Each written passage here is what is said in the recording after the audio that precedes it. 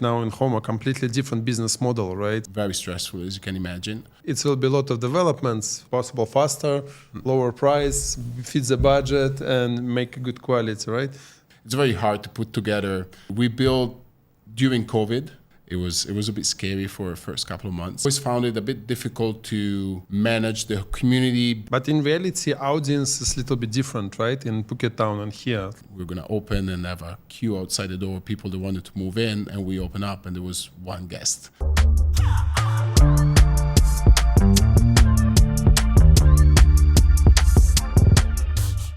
Hey guys, and great to hear you again. Now we relaunch our podcast regarding Phuket property and Phuket in general. And my name is Oleg. I'm a co-founder and managing director of SID Thailand, a real estate developer. And today I have a really interesting guest, which is Luca. It's a founder and managing director of Homa and like the main group of company called Noon Capital. Noon Capital, yeah. Thank you, Oleg. Thanks for having me. Yeah, nice to meet you, and I'm really happy to see you here in our studio. Thank you. You know, like, to be honest, I'm searching a lot about your company. Yep. Yeah, and I found out that probably we meet way before, right? Like, because you have some projects in the south of Phuket, right? In Chalong. In Chalong, right. yeah. Yeah. But I never, like me as a person, I'm more north guy of Phuket. You know, like that's why I know really bad all of the south of Phuket. Yeah. But when I realized that you're doing a project in Phuket town, I was really impressed because for me it sounds like that future that I believe is Phuket needed. Can you tell a little bit more about yourself? How you come to Phuket? How long you are here? Yeah, so I've been in Asia for about 15 years. I was in Singapore since 2009. I'm Italian originally. I'm an engineer by education, but I never really practiced too much. I was mostly in asset management in during my career. And then in 2013, I met my current co-founders, which have been here for longer than I've been in Asia, actually, since 2008. And they were specifically in Phuket, and they were running a MEP contractor. So they're basically engineers working for bigger developers. And when I joined them, we decided to do something together, and kind of I brought more the finance part that they were missing. And we bought land in Chalong. And that was for a couple of years more like a side project for me. I kept living in Singapore and I was doing back and forth. The main idea was to be to build a project as a real estate developer, as everyone do, right? Yeah, we always liked the idea of building community around real estate. So in Chalong, we felt was kind of like a nice combination of local and expats. It was kind of the place where long-term residents wanted to live because it wasn't as expensive as other areas like Karon, Kata, or Patong. They were getting very expensive and busy during the high season. So kind of like the people that were working in Phuket and living here long-term, they were looking for areas like that. They were a bit more residential. And we liked particularly that location because it was right next to the shopping mall. What years was it? This was 2013. 13, okay, by that time. Okay. And so we decided to build like small apartments to put up for rent, pretty affordable, both on the sales, on the rental side.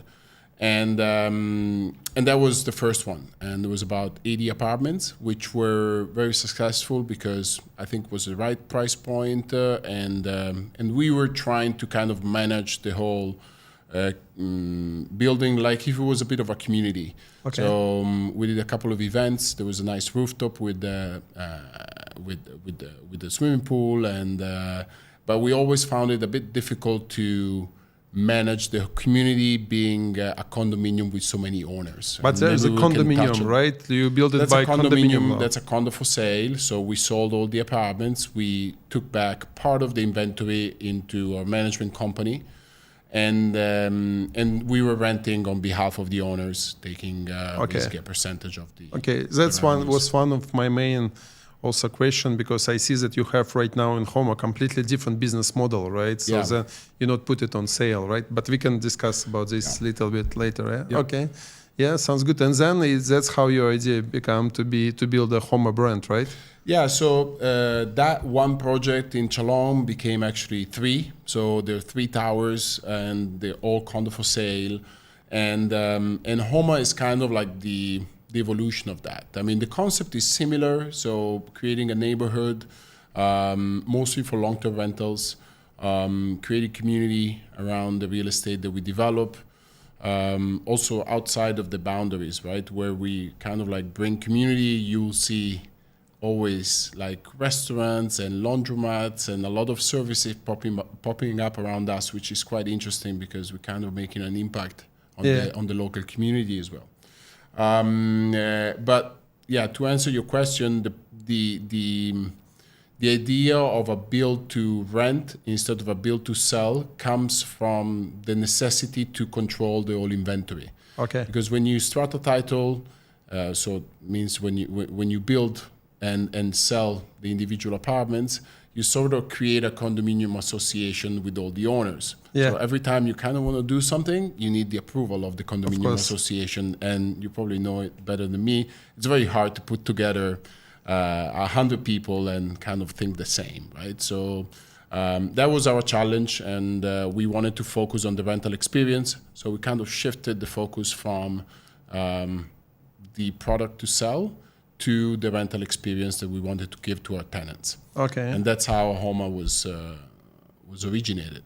That was about 2017.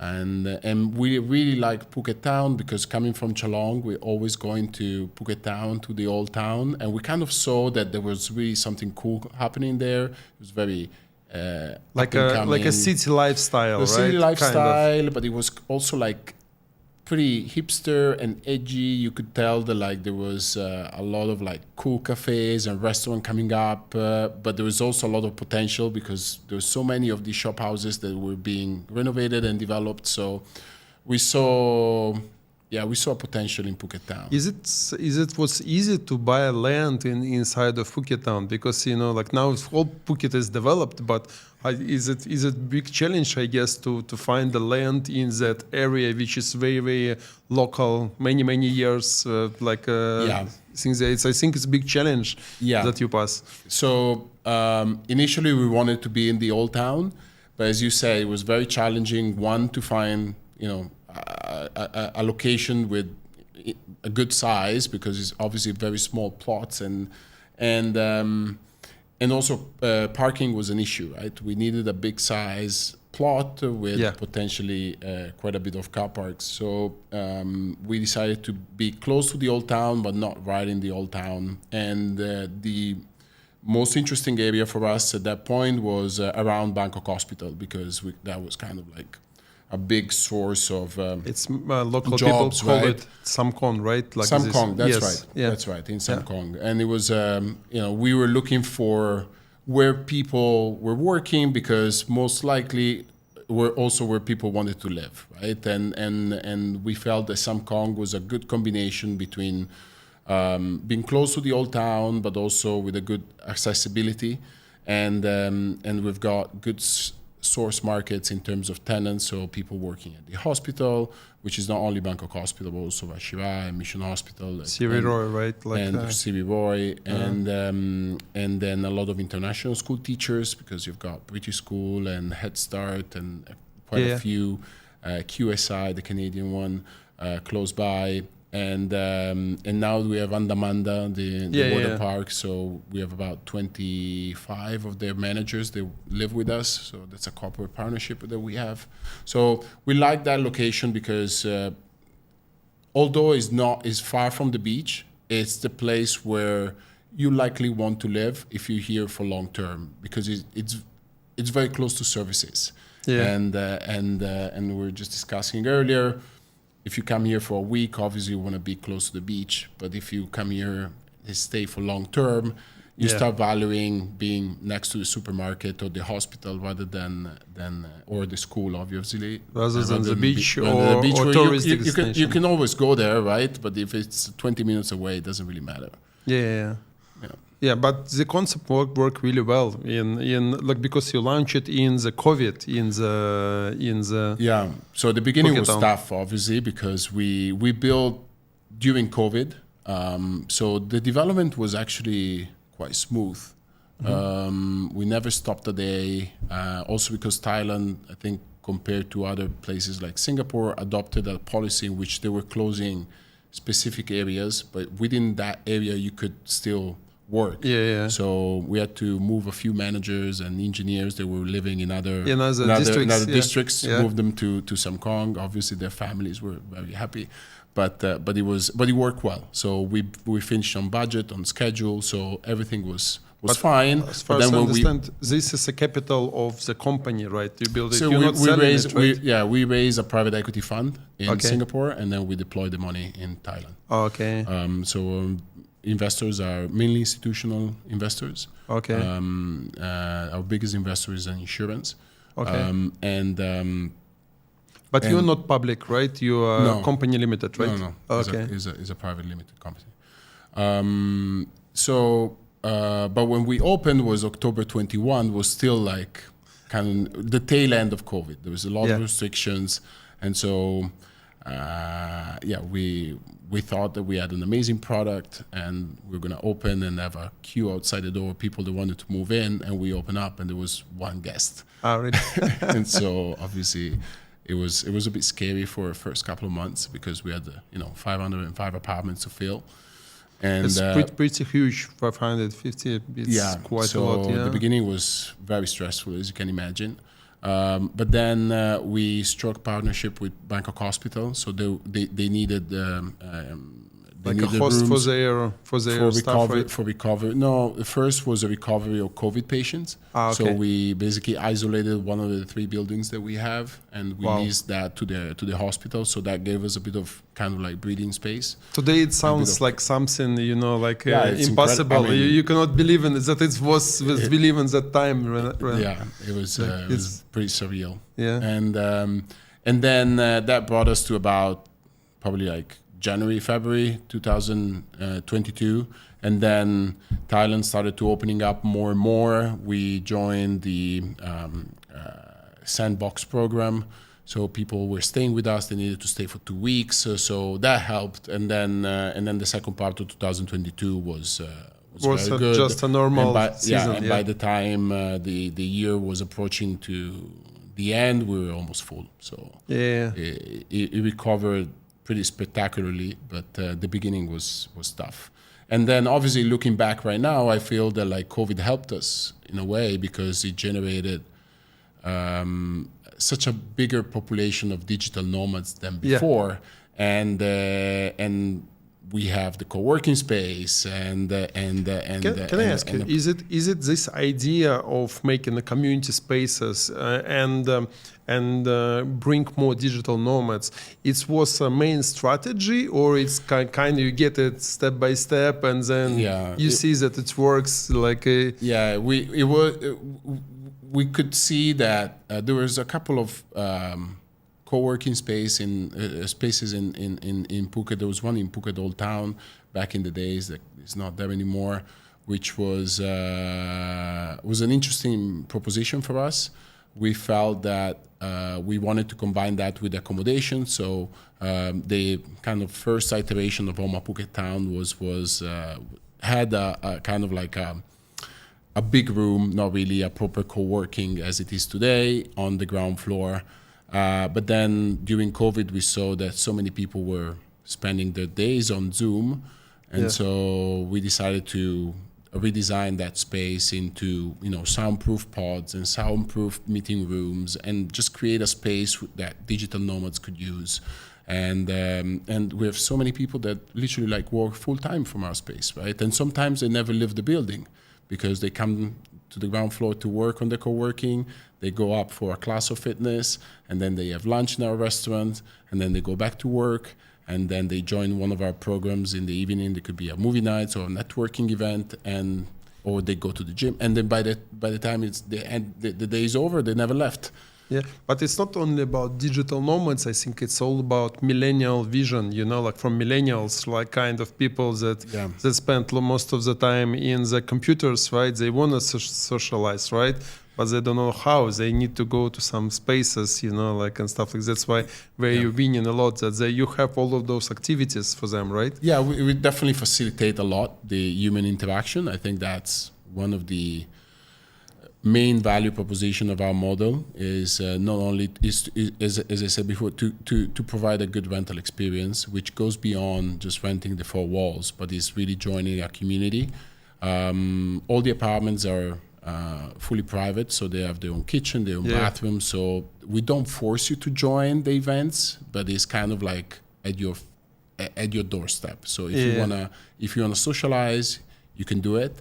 But if you want privacy, you have it, right? So I think that combination is quite important. If I'm understanding correct, it's not like a condominium, right? It's serviced apartments mainly, right? So we have an hotel license. So we have an hotel license, but then we rent on a daily basis if you want to, or on a monthly or a yearly basis. Right? I mean, like because with one of the what we see on the market, what's going on right now, many people want to jump in condominium market, right? But they don't understand how many restrictions under it, right? With common area spaces, with the parking lots and all of this stuff. That's why for you can optimize it, right? So then you can kind of build under the different restrictions, right? Different laws, right? I think the building code is not that different. So we still have to have a minimum number of parking lots, which sometimes is probably too much. But and green areas and obviously like all the safety regulations. But I think the main difference is that once you complete the project, there is in theory a law that doesn't allow you to rent a condominium for less than 30 days. So this concept of condo hotel doesn't really exist. But many people do it anyway. And for me, from an operating perspective, the other main difference, which is basically what brought us to build Homa the way it is that we don't have to deal with this condominium juristic, this condominium association of the owners, and because we don't need to do that, we kind of like create the experience that we really want. Maybe I will explain a little bit to our viewers who don't really know about how it works in Thailand, right? Because many people see it's just a building is a building, project is a project, but they don't understand difference. But in reality, we have, if we look at the market, I always discuss with my team that we have about 5 parts. Like usually there is a developer who's building it. Like developer goal is to build it as much as possible faster, lower price, fit the budget, and make a good quality, right? The next one is a juristic person, which is kind of have to control all of the maintenance of the area. Like that's why make owners meetings and all of this stuff, right? The next one is a rental management, right? Like and rental management have completely different goal. They need to pack it, right? Rent it out. Like then we have a final client is number 4, but sometimes also we have agencies or whatever, booking.com and so on.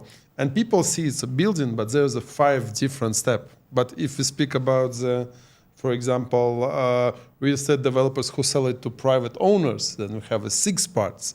That's why, like, if you can, you actually skip all of those parts, and you are directly, you as a company, and you as a final person who rent it. That's how I see it, right? Yeah, we kind of decided to go for probably a more complex organization, but we are fully integrated. So we are the developers, we are in a way also the architect and the designer, although we bought some competencies from external parties as well.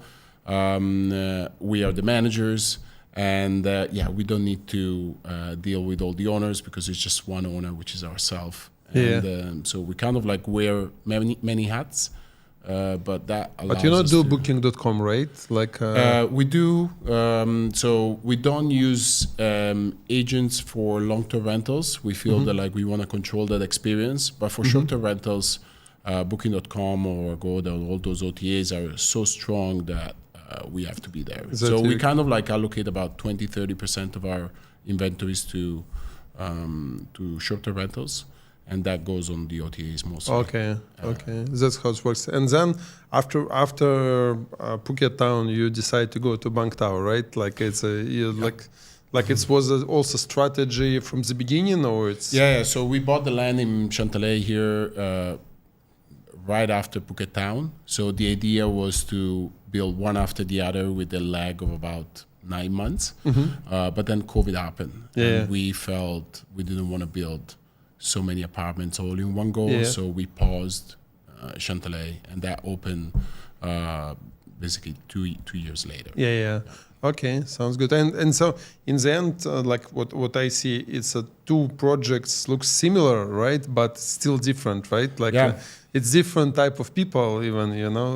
Like So basically, our architects that was Obakol, which is a very talented architects based in Phuket Town. They basically copied the footprint of Phuket Town, and they adapted it to the land in Cherngtalay. So same concept, 3 buildings, rooftop facilities, co-working on the ground floor, and that's also because mentally we wanted to tenants to go to the rooftop when they wanted to have a free time and leisure, and go to the ground floor where they wanted to get things done. So that was kind of like a psychological play. Yeah, but in reality, audience is a little bit different, right? In Phuket Town and here, like as far as I understand, like here it's more people who value Laguna area, like and all you know the stuff. I think it's a little bit different audience, right? Like. Yes, absolutely. Different demographics. Cherngtalay always wanted to be a more premium offering, but then also the market in Cherngtalay went crazy, right? So we priced out probably a lot of the original demographics that we had in Cherngtalay. So right now there is a pretty big difference. I mean, Homa Cherngtalay is about 30% more expensive than Phuket Town. Which is a market, actually. Which is the normal. market, really. I mean, Phuket Town remains a more affordable option, and Cherngtalay is more premium options. It's also a bit of a product, is a new version of the product, right? When we were in Phuket Town, we were managing what we built. We realized of a lot of things that we couldn't really see because it was more a social experiment at the beginning. And in Phuket Town, we saw that tenants were using spaces in ways that we couldn't really foresee at the beginning. For example, the lobby, it's almost like a social area in Phuket Town. So we wanted to replicate a similar thing in Cherngtalay. The game room on the upper floor, it's an enclosed space in Phuket Town, but we wanted to have an open space in Cherngtalay, so we changed that. And there's various other examples in which you could see that Cherngtalay is the evolution of Phuket Town. And like when you plan it, when you plan the projects, right? It was completely different Phuket, right? Like if we speak what's going on right now, like full development, a lot of people coming, you know, like a lot of new developments around, you know, like what is your thoughts, like how Phuket will transform? I mean, like even areas where you're doing a business, what is your feeling? So the feeling is definitely that there's more long-term residents coming. So I feel Phuket is transforming from being just a resort destination to a residential, semi-residential kind of, right? Exactly, a residential destination. So, and obviously the fact that Singapore became incredibly expensive, as well as Hong Kong has always been expensive, but with remote working, many people now have the option to move out of these big cities and come to places like Phuket, where the quality of life is much higher. And still you have good education, good healthcare, And so we see many more families choosing Phuket as their long-term And establishment. They want bigger apartments. They all have a car. While at the beginning, 10 years ago, it was mostly like short-term residents. They were all moving around with motorbikes. Nobody really had a car. these old Thai houses, Exactly. like Thai style. But no one even can believe that Thai government will make this DCV visa, which is, I think, is right now for you is also very important key. Absolutely. Because it's now you can get 5 years visa being a digital nomad, which is amazing tool. I think the Thai government make a really smart move in this case. Yeah. I think it was really the government adapting to the private market, right? People were staying here anyway. And they were finding ways in which they were doing visa runs or applying for dummy education visas just because they wanted to stay here long term. So I think that was a very interesting solution that the government has provided to people that just wanted to be here long term. Okay. Yeah, so do you think that, but still what I see around, what I like in your project that it's different, completely different from the whole market, right? But soon we will see a lot of projects that very similar around, right? And of course, it's very good for the area, but on the other side, it's a big competition between all of them. But when you have unique points, so then there is a winner in the rentals market, like in this case, that your idea is not much only this holiday destination where the people came just to spend money for short time, but low season, everyone stress a lot because I think this low season was first real low season after the COVID, because before 2 low seasons was pretty, full, pretty packed, like. That's why it's interesting. Is it any future project you planning to do for now, or you are kind of settled at this stage? So we're building a smaller Homa in the south of Phuket, in Chalong, actually right next to the condominiums that we built a few years ago. So that will kind of complete our master plan for Chalong. And we just acquired a site in Bangkok, so we're going to debut in the Bangkok market. With the same concept, right? Same concept, it's Bangkok is probably going to be very similar to Homa Cherngtalay, so more premium offering. Is it right in? Is it secret which area of Bangkok? In Azok, overlooking Bechakiti Park. So it's a fantastic location. We're very excited. So. Oh, awesome! So you already launched it, or you just plan right now? We are in planning stage, so we're still drawings, licensing. That's probably going to take some time. I will be definitely your visitors event because I'm in Bangkok quite often and I like that area. Please, definitely will be your guest. Love to have you. I'm really happy to see how your company growing. It's really all of the moves is very smart. I really like to see like all of the parts, right? And also it's interesting that as far as I understand, you're a BOI company as well, right? Or no, or like you registered as a BOI company, which is also it's complicated to do it with the condos. I think it's impossible to register land under the condo. But for example, for your concept it's fit perfectly because you're full owner of it, right? Yeah. BOI or Board of Investment is something that we have for all our projects. So Homa Phuket Town, Cherngtalay, Homa Sivacha, and Chalong for now. We'll apply to do the same for Homa Bangkok when it's time to do it.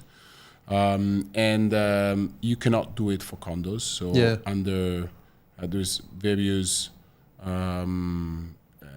sectors in which BOI applies, and under hospitality you need to have an hotel license.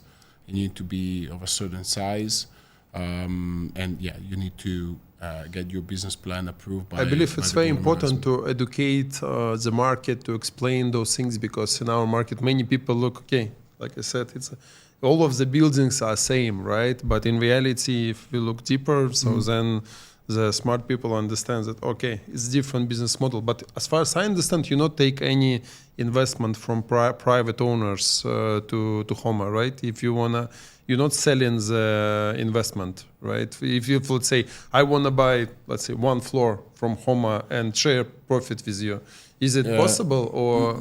No, you wouldn't be able to buy one floor or a specific apartment. You will be able to invest into our private equity fund In your and okay. there you will be one of the investors, one of our limited partners, and into the fund where we are the general partner. Okay, So, okay. This fund is in Singapore, as far as I understand, yeah, right? It's a Cayman incorporated fund that invests into vehicles in Singapore that own the Thai companies. So. Okay, okay, that's pretty smart move. And when we look at Phuket, not many companies doing like this. But I think it's really good for investment to investors to have real expectations. You know, like because markets sometimes when you have condominiums, there's little bit different structures. You know, like and many owners they wanna.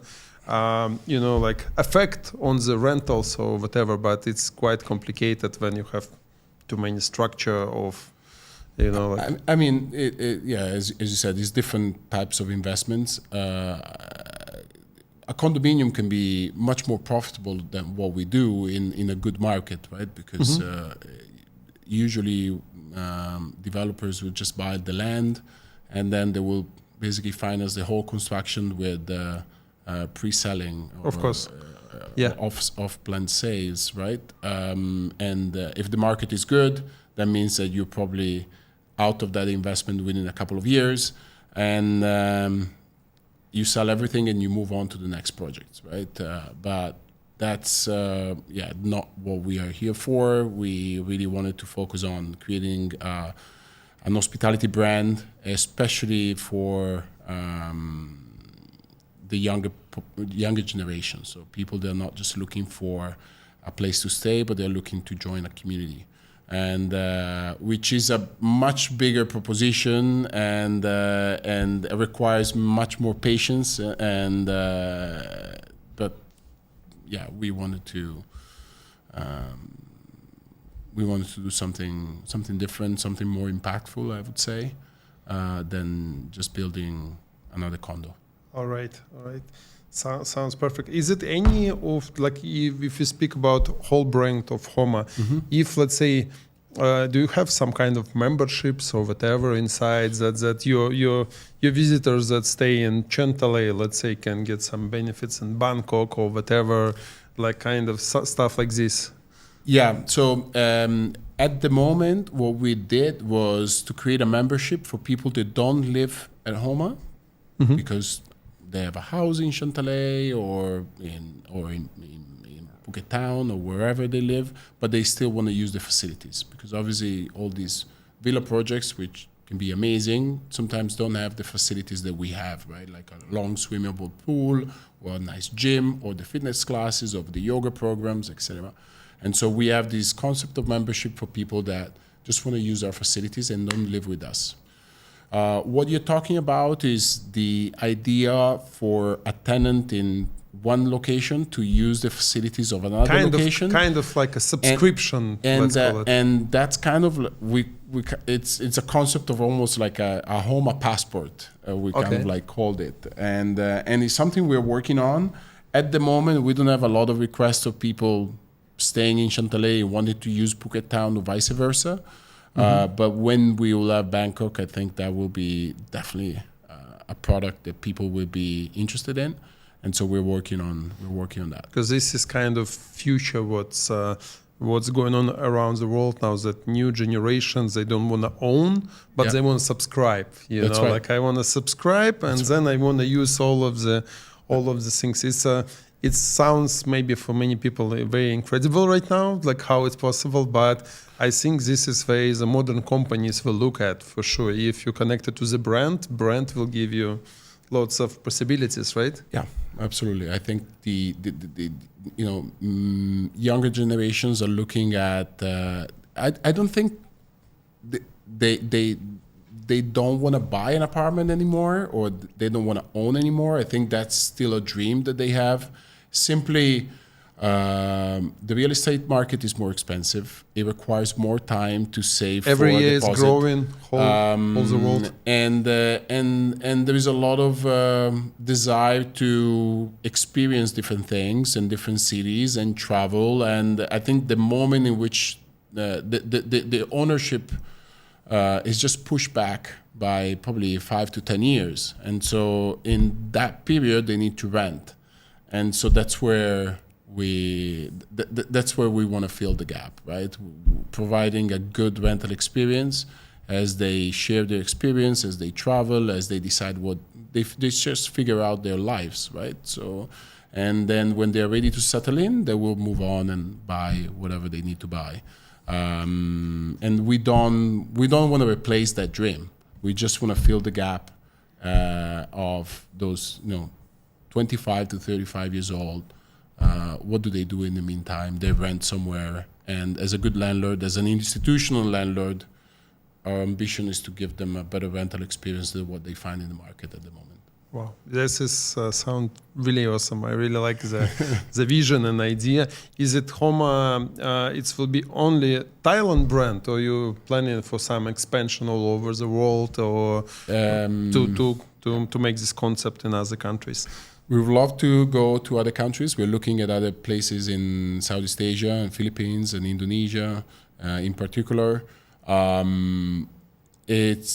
Sometimes it's a bit of a trade-off between where we really want to focus and put our energy on, and so far the opportunity in Thailand is so interesting that we have thought about going to other countries, but we haven't really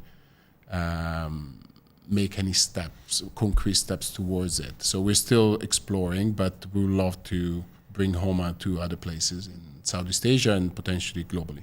Yeah, because we also always discuss with my business partner, okay, we love Thailand so much, especially Phuket, but it's so comfort zone in this case, it needs to be some expansion, but like Thailand in the magic position right now. It's not even Singapore at all, right? But it's not like some other Asian places that not developed. It's some middle gap where everything happened. Laws already working pretty well, there is have an understanding of how foreigners can live in this country comfortable. And this is kind of magic, and it's super comfort zone. But when you go to another destinations, it's still either you need to develop something from scratch, right? Or it's already settled market where it's complicated to join. I have really good feeling and emotion from our discussion, right? Like it's a really, really cool story. I think our subscribers will put a lot of comments if they have some questions to you, and I believe that we will put link for your Homa homepage or whatever booking, whenever link you will give us to us, we will connect it to make sure that some people can enjoy your experience. Sounds amazing. Yeah. So, what do you believe? What is the future of Phuket? How it will looks like? To make finalization of our podcast, I ask all of the people like how you see the future, because you are like a digital and property enthusiast that trying to transform, like make it something futuristic, not like thinking differently. So what is your vision? What with all of those developments and how you see Phuket, let's say in 2035? Wow. Let's dream a little bit and see in 10 years how it will change. I think it will look much more like a city than an island destination. And I'm sure it will be there will be a lot of positives. I just hope that the public infrastructure will develop in a way that to cope with so much development. Because the last thing I would love to see from this island is overdevelopment like sometimes you see in certain parts of Bali, Yeah. where clearly the private market has moved so much faster than the public market, and it's become unlivable for the long-term residents. So I really hope that will still be as livable as it is today, but surely will look much more like a city, and unfortunately there won't be as much nature as it is today. I think as the developers can affect it to do to save the greenery, to save to make more natural designs and all of this stuff with the greens. To fit it in the landscape. It is a big trend for sure. I think investors and tenants and in general everybody wants to see more sustainable practices in the real estate industry, which we try to do a little our little homeworks as well. So we are LEED certified, which is probably the most important certification in the world. Yeah. We are EDGE certified, which is a similar but different certification from promoted by the World Bank, by the IFC. And in general, we try to just promote sustainable practices in the building. So no plastic bottles. We have water dispensers everywhere. So solar panels, gray water, right? Rainwater recycling, gray water recycling that is used for irrigation, and et cetera, et cetera. So there's a lot of positives, but not always we see the same kind of approach in the market. So we just hope that will change. I think the government can play a big role in forcing people to be more sustainable. And also investors, right? I mean, if buyers start investing only in sustainable properties, or that will basically force developers to adopt a different approach, right?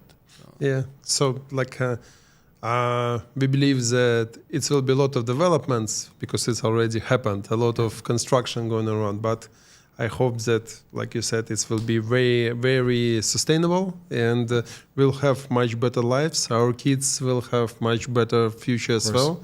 Yeah. Thank you so much for coming today. I enjoy our podcast, and my pleasure. Yeah. Thank you so much. Thank you, Oleg. Yeah. Nice to meet you. Yeah. Nice to meet you.